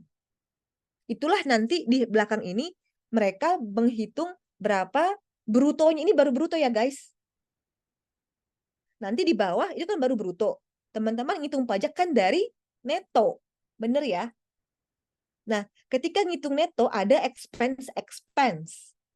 Di sana akan ada deductible expenses dan non-deductible expenses. Nah, ini adalah kontrak yang kalian buat ini adalah generasi terakhir. Sebelumnya, apa bedanya Mbak generasi sebelumnya sama yang terakhir? Yang di sebelumnya, maaf yang di terakhir dulu ya, yang di terakhir, di sini ada pengembalian biaya. Ada pengembalian biaya. Nah, sebelum generasi sebelumnya, atau ini pasca terakhir, ngomong gimana ya? Yang enak ya. Oke. Generasi di awal yang tahun 67 dan seterusnya itu, sebelum tahun 2010 ini bisa paham maksud saya? Jadi ada beberapa generasi, sebelum yang terakhir, semua item itu bisa direcovery ke pemerintah. Oke.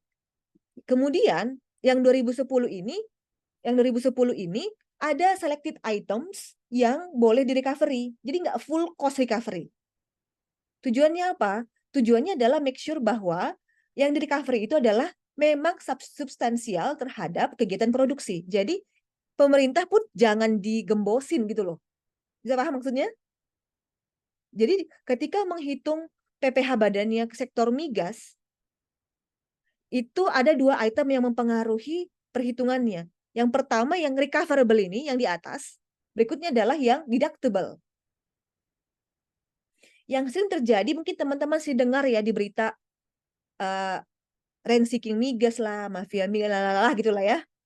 Apa itu yang bermain di recoverable ini, biaya pengembalian, dan di deductible expenses. Teman-teman bisa bayangkan nggak gimana kalau gede banget biaya recoverable-nya? Apa yang terjadi kalau gede banget biaya recoverable-nya?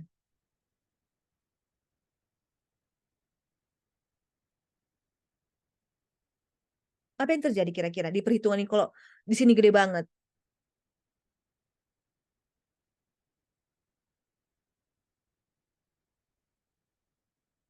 Tax planning-nya mereka kira-kira dengan melihat ini apa yang bisa di tax planning-in dari sini? Bukan tax planning lah ya. Kok kayaknya kalau bilang avoidance terlalu apa yang bisa di manage dari sini kira-kira kalau teman-teman melihat ini? Dia mau ngasih ide?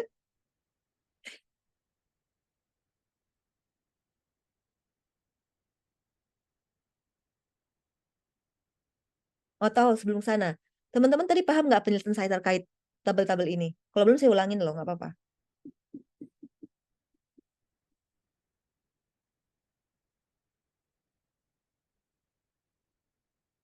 Ih, kok diam? Saya bingung loh. Ditanya ini diam, ditanya itu diam.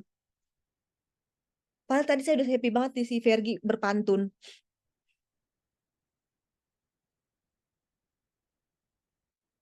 Hai, adakah Ya, orang di sana? ya Mbak masih kurang paham. Oke. Ini yang mana Zakwan bagian semuanya di kolom-kolom ini atau apanya? Kalau saya iya Mbak, bagian ini semuanya masih kurang paham. Oke. Eh, teman-teman kalau misalnya mau menghitung PPh badan, yang biasanya kalian lakukan adalah menghitung berapa yang menjadi gross profit dikurangi biaya-biaya yang diperbolehkan oleh fiskal kan gitu ya. Berapa gross profit dikurangin expense? Ada deductible, ada non-deductible.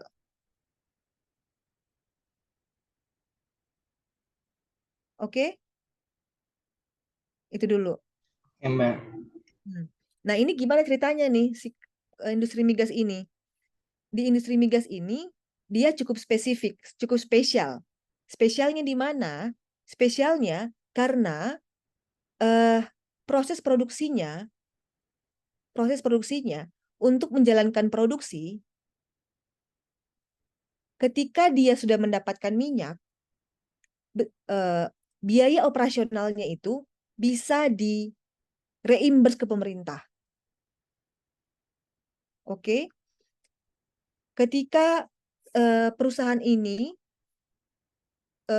mendapatkan kontrak dari pemerintah, kontrak pengelolaan, ada dua kondisi. Yang pertama, ketika dia dibor, dia akan mendapatkan minyak atau nggak dapatkan sama sekali. Kalau nggak mendapatkan sama sekali, meskipun dia udah keluar uang ketika ngebor, biaya ngebornya itu nggak bisa direcovery ke pemerintah. Kalau gagal, nggak bisa recovery kepada pemerintah. Kalau berhasil, bisa. Itu dulu ya. Oke. Nah, ini gimana hitungannya? Tadi saya mencontohkan ketika saya bagi-bagi kopi tubruk. Oke? Anggaplah ini ceritanya lagi ngebor minyak ini seperti saya bagi-bagi kopi tubruk. Tentu ketika dituang kopinya, orang pertama akan mendapatkan kopi yang paling baik karena nggak banyak ampasnya. Sama juga seperti minyak. Ketika ditambang, yang pertama keluar itu adalah yang paling bagus. Di bawahnya, makin ke bawah itu isinya apa? Kerak. Kayak kopi ya. Kalau kalian pernah minum, bisa bayangin kopi tubruk ya. Nah, ketika dia udah bikin kopi nih, didiamkan kopinya. Kan lama-lama turun kan? Turun, kemudian diminum. Yang paling baik adalah yang paling atas. Nah, di sini ada namanya FTP share. FTP share itu adalah bagian minyak yang pertama kali keluar. Ketika tadi cerita di awal, ketika sudah berhasil dibor, akan ada pembagian hasil di sini. Pembagian hasil, kalian bukan kontrak bagi hasil, akan ada pembagian hasil. Berapa ke pemerintah, berapa ke kontraktor. Oke? Ada persentase-persentasenya. Tentu minyak yang pertama kali keluar, hasilnya akan lebih bagus, lebih mahal. Yang lebih mahal ini harganya akan lebih tinggi. Dan harus langsung dibagi hasilkan.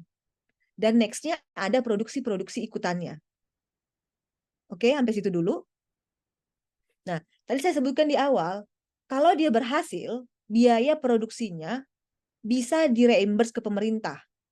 Cara reimburse seperti apa? Mengurangi minyak yang menjadi bagian pemerintah. Nah, itu ketika minyak yang bagian pemerintah itu direimburse ke minyak yang harusnya bagian pemerintah itu dikurangi karena akibat reimburse yang ini, itu kan akan menjadi part dari penghasilan dari si kontraktor. Oke? Nah, berikutnya bisa jadi si kontraktor ini mendapat insentif juga dari pemerintah, insentif fiskal. Dan itu dikonversi menjadi bagian minyak pemerintah yang diberikan lagi ke si kontraktor. Paham sampai sini? Paham sampai sini? Benar? Oke. Nah, tadi saya disebut dari awal, apa tujuannya menggali minyak ini? Tujuannya adalah salah satunya supaya di dalam negeri ketersediaan energi itu tercukupi. Make sure kalau dalam negeri kebutuhan energinya itu selalu ada dan harganya terjangkau. Sehingga mereka mempunyai yang namanya DMO, Domestic Market Obligation. Boleh kalian tadi udah nge-share. Coba di next.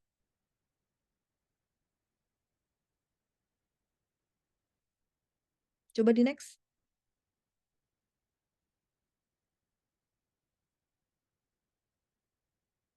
Nah, Kewajiban badan usaha untuk menyerahkan sebagian minyak dan gas bumi dari bagiannya kepada negara melalui BP, Badan Pelaksana, dalam rangka penyediaan minyak dan gas bumi untuk memenuhi kebutuhan dalam negeri yang besarnya diatur dalam kontrak kerjasama.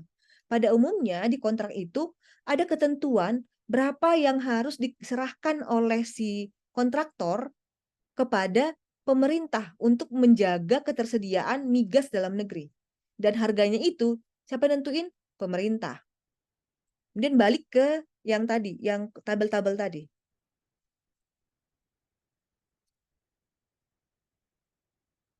Oke, yang tadi. Sip. Nah, oke. Nah, tadi saya cerita di awal teman-teman, di internasional, di kontrak-kontrak lama, tadi saya sebutkan ada 3 generasi, 1, 2, 3, terakhir gross split. Di generasi lama, generasi 1, 2, saat itu masa oil boom, harga minyak sangat tinggi. Sementara harga dalam negeri udah dipatok sekian. Si eksportir ini boleh mengekspor ke luar negeri, tapi sebagian hasilnya harus dijual dalam negeri dengan harga yang udah dipatok. Artinya kan mereka akan mengalami loss karena ada penjualan dalam negeri yang harganya dipatok. Oke, misalnya dia punya hasil produksi 10 juta barel. Ya, 3 juta barel harus diserahkan ke dalam negeri penjualannya dan harganya diatur oleh pemerintah. Kalau diekspor, harganya ikut harga pasar dunia. Berarti atas bagian yang DMO dalam negeri akan mengalami loss di sini karena harganya di bawah harga pasar internasional. Tapi di sisi lain tentu dia akan mendapatkan imbalan DMO dari mana? Dari yang 30% tadi, tapi harganya harga dalam negeri sejumlah sekian. Yang ini, yang di bawah yang imbalan DMO ini. Oke. Nah, apa varian harga lifting? Harga minyak itu bisa fluktuasi. Ketika dijual di pasar internasional, bisa jadi harganya naik gitu kan. Variasi harga atas lifting ini kemudian menjadi part perhitungan dari penghasilannya mereka. Dapatlah penghasilan bruto. Ini adalah komponen ketika kita menghitung penghasilan bruto dari migas. Baru di bawahnya ini expenses yang teman-teman kenal di pasal 6 dan 9 PPh Badan di bawah penghasilan bruto ini. Jadi, ketika menghitung besarnya penghasilan pajak neto dari perusahaan migas, ada 2 hal yang menjadi persoalan penting. Pertama, besarnya recovery, cost recovery. Cost recovery ini berhubungan dengan biaya produksi. Cost recovery yang direimburse ke pemerintah, dan berikutnya adalah deductible expenses. Jadi perusahaan migas ini kalau mau tax planning, mereka bisa menggelembungkan di sini. Ketika penggelembungan yang sangat besar di cost recovery, itu akan mengurangi bagian pemerintah. Berikutnya, ketika mereka menggelembungkan deductible expenses, itu akan mengurangi penerimaan pemerintah dari PPh badannya mereka.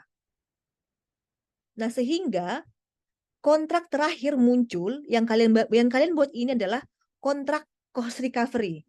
Yang ini PP 79 tahun 2010 merupakan kontrak cost recovery terakhir.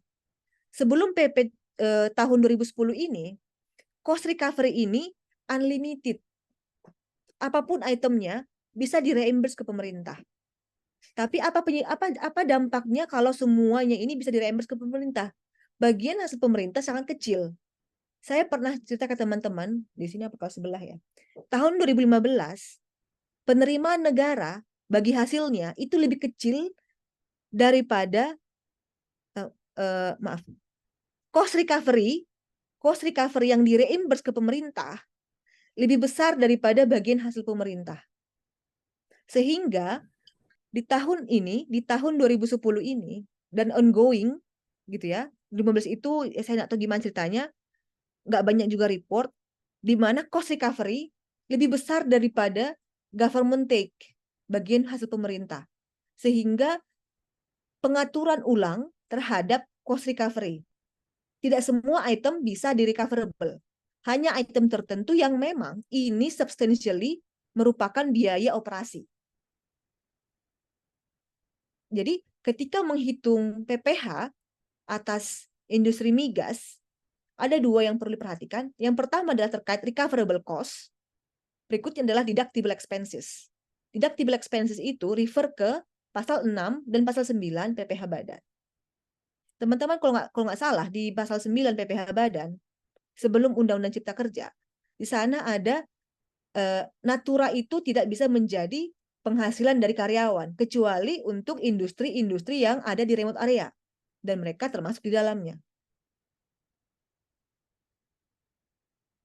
Oke, sampai sini bisa dipahami teman-teman?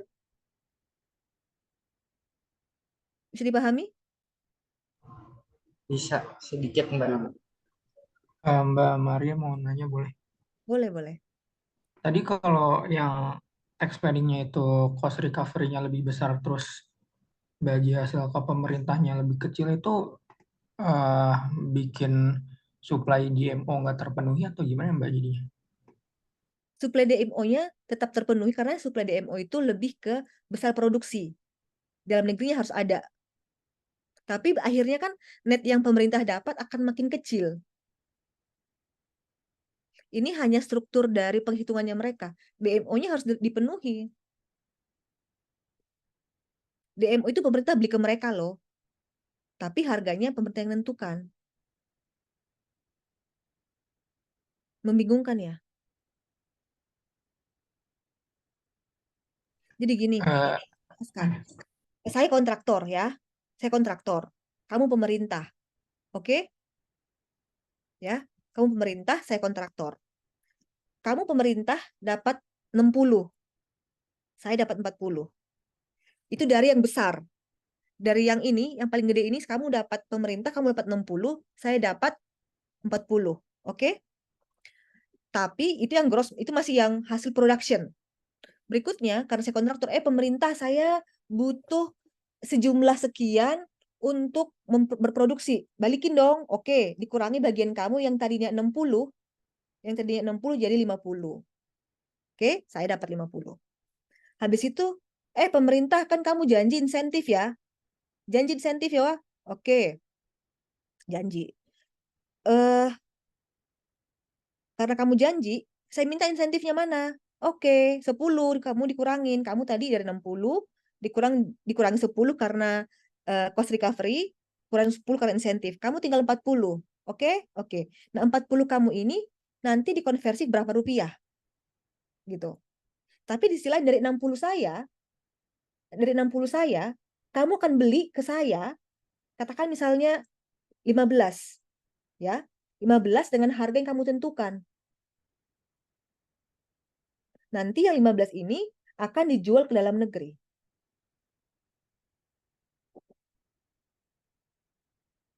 Paham maksudnya? Oh, paham memang. Nah, yang pernah terjadi, bagiannya pemerintah, yang kamu kan akhirnya dapat berapa tuh? Selain sebelum DMO, kamu dapat 50 ya, tadi. Belum berapa? Kamu 60, 40 kamu dapat. Ya kan? Saya dapatnya akhirnya 60, akhirnya berputar. Nah, sering kondisi di mana cost recovery saya, yang tadi 10, harusnya kan 10 nih, yang saya minta 10 dong gitu tadi kan. Awalnya kamu 60, kurang cost recovery 10 jadi 50.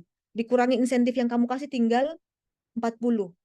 Pernah ada kondisi tahun 2015, 2014, cost recovery yang saya minta ke kamu lebih gede dari yang kamu dapat dari saya. Itu pernah kejadian. Itu sebabnya next kelompok presenter timbullah kontrak berikutnya, yaitu gross split. Boleh diminta tolong di next?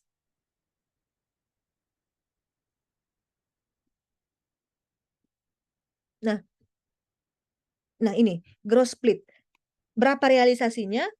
Kemudian dikurangin DMO, imbalan DMO udah bruto. Jadi di sini nggak ada lagi pembagian pemerintah berapa yang seperti yang tadi. nggak dari atas lagi itunya apa namanya pembagiannya nggak ada cost recovery udah nggak ada lagi.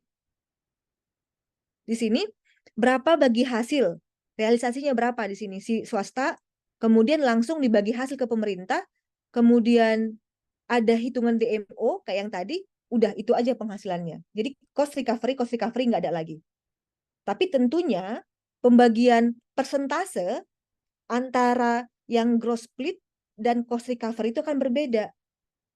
Di cost recovery, persentase pemerintah lebih besar untuk yang nanti yang netnya. Karena kenapa lebih besar persentase hasilnya? Karena pemerintah merecover biaya-biayanya si swasta. Di gross split udah nggak ada lagi cost recovery. Dari atas, dari pembagian hasil, langsung dibagi dengan persentase pemerintah nggak terlalu besar, tapi nggak lagi cost recovery. Sampai sini bisa paham, teman-teman? Bisa di stop share dulu? Sebentar ya. Saya tadi nyariin bagan PS yang pernah saya buat.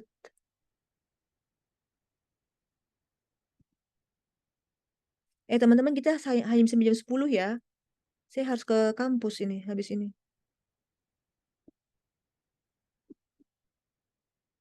Ini ya. Nanti saya akan share ini, saya akan share di WA group, tapi ini merupakan skema cost recovery ketika PPh Badan masih 35%. Itu berarti sekitar tahun 2000.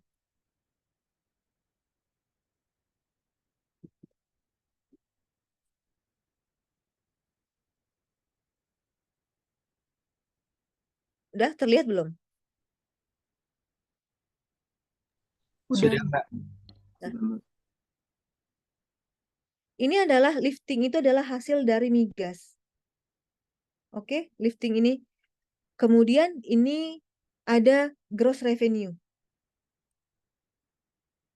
Kemudian ini akan di-split, dibagi dua. Ada bagian kontraktor, ada bagiannya pemerintah. Tapi ketika di-split ini, harus hitung dulu cost recovery-nya.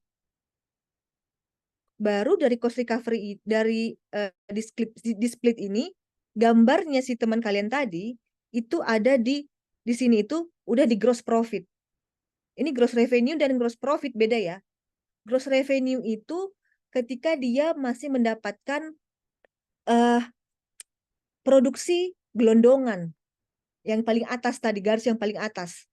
Garis yang paling atas itu kemudian diperhitungkan berapa cost recovery yang bisa di-recovery ke pemerintah. Dari equity-nya ini ada pembagian kontraktor dan pemerintah. Tapi bagian pemerintah itu tentunya ada yang item-item yang harus dikurangin. Yaitu apa? Ada bagian DMO yang tadi, itu pemerintah beli loh. Jadi pemerintah dapat minyak, tapi membeli dari swasta dengan harga yang pemerintah buat. Artinya kan itu akan mengurangi sebenarnya netonya pemerintah. Karena apa? Harganya ditekan. Jadi seperti pemerintah mensubsidi. Kemudian dan bagian ini kan sebenarnya non-corporate VAT, custom duty, dan teman-teman tadi lihat kan ada berbagai pengurangan insentif PPh Badan sampai 100%. Kemudian kenapa jadi custom duty, kemudian VAT ini menjadi bagian minus pemerintah? Karena ketika membeli barang atas konsumsi, itu kan dikenain PPN. Sementara itu bisa di-recover, bisa di-reimburse. Artinya pemerintah sebenarnya kehilangan PPN itu. Di sisi lain juga, kalau misalnya impor barang, itu kan harusnya ada dikenain pajak-pajak dalam rangka impor berupa bea masuk. Jadi itu pun part yang pemerintah loss. Karena apa? Bisa di-recoverable ke pemerintah. Nah, setelah itu baru di sini di kontraktor ini, di gross profit yang teman kalian buat tadi, yang paling bawah itu baru dihitung berapa deductible expenses, kemudian corporate tax-nya atau PPh badan. Dari penghasilan bruto dihitung berapa netonya dengan memperhitungkan berapa deductible expenses, berapa non deductible expenses dari pasal 8 dan pasal 6 PPh badan, baru nanti net profit. Net profit itu dikirimlah kepada si headquarter-nya entah di mana lah itu, yang disebut dengan branch profit tax. Sengketa yang ditunjukkan oleh kelompok presenter itu adalah sengketa atas branch profit tax. Jadi sebenarnya berapa net share kontraktor setelah dihitung ulang sebesar 15, pemerintah 30. Nah, bagian pemerintah ini ada ya macam-macam, tapi kita nggak sedang hitung yang kanan ini. Hanya yang kiri ini aja.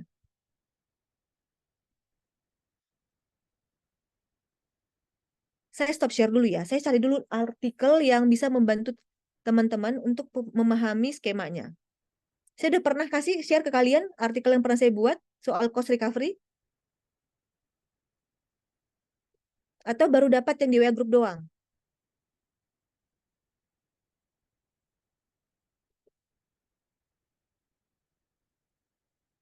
Belum kayaknya, Mbak. Belum ya? Baru yang di WhatsApp aja deh, Mbak. Baru yang di WhatsApp, oke.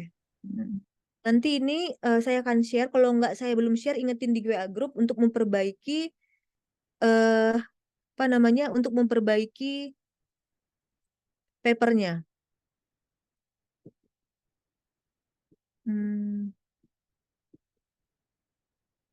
Saya akan share PSI. Nah, ya. Ini ada draft PSI, biar teman-teman juga pernah melihat draftnya seperti apa. Mana ya?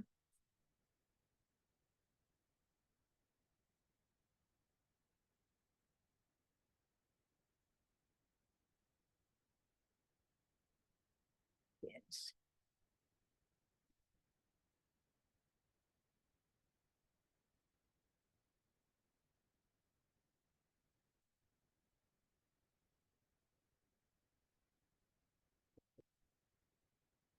Oke. Kemudian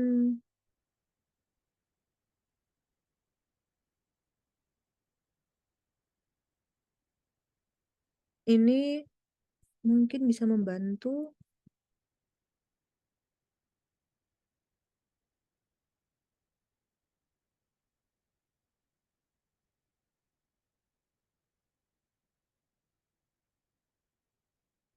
Oke, saya share dulu ya. Di sini ada perbandingan cost recovery dan gross split. Mana ya?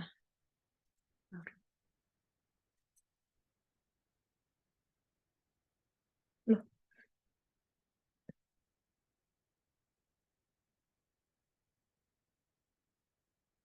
Di PBIT ya.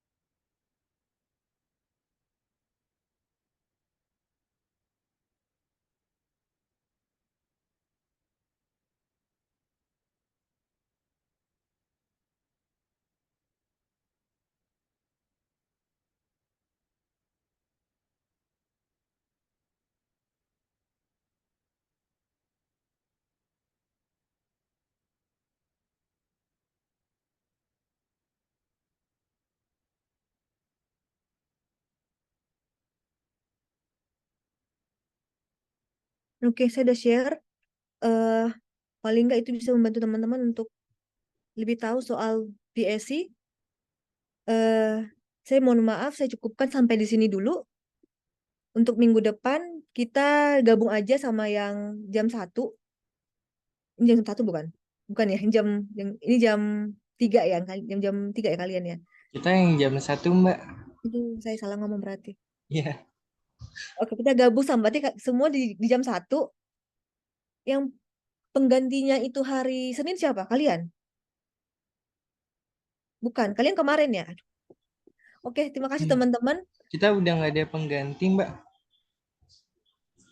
Oke, berarti tinggal nanti untuk perkebunan ya yang minggu depan ya? Iya, Mbak. Oke, kita gabung aja di minggu berikutnya, di minggu depan. Supaya juga waktu lebih banyak, saya nggak terlalu terburu-buru. Dan kalau misalnya ada yang soal hari ini yang masih belum clear, silakan tanyakan minggu depan ya. Saya hari ini lumayan buru-buru, saya mohon maaf banget atas kekurangan. Dan sebenarnya saya juga yang kemarin banyak kegiatan sehingga teman-teman terbengkalai jadinya. Saya cukup sampai di sini. Nanti baik tiga kelompok tadi yang tambang, minyak, dan geotermal. Kalau misalnya ada kebingungan dan kurang jelas, silakan saya dikontak. Oke? Terima kasih teman-teman atas waktunya. Saya mohon maaf sangat untuk 2 minggu ini. Ada banyak hal yang harus saya kerjakan segera sehingga teman-teman jadi seperti ini. Saya mohon maaf sangat. Kita akhiri sampai ketemu minggu depan. Oke? Saya live ya. Terima kasih teman-teman. Terima kasih, Mbak. Kuen ya.